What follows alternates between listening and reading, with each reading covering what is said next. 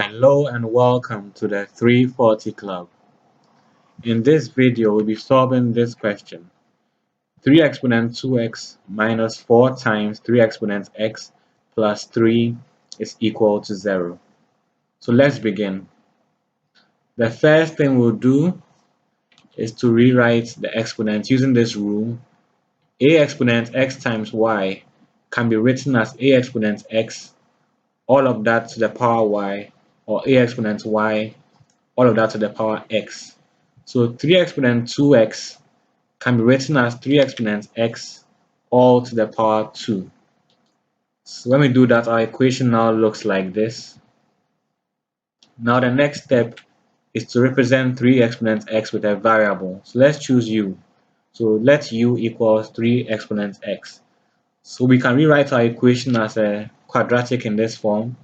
U squared minus 4u plus 3 is equal to 0.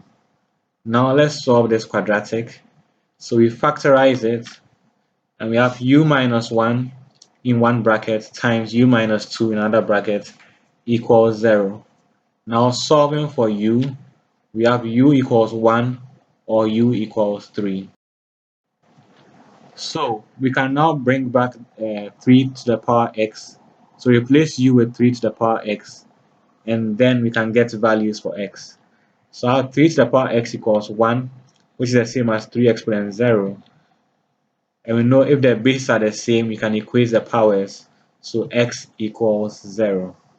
And also, 3 exponent 3 equals 3, which is the same as 3 to the power 1. And the bases are the same, we can equate the powers. So x equals 1. Therefore, the solutions are x equals 0 or x equals 1. So that's how you solve a question like this. Thanks for watching. Like this video, leave a comment, subscribe, and see you later. Bye.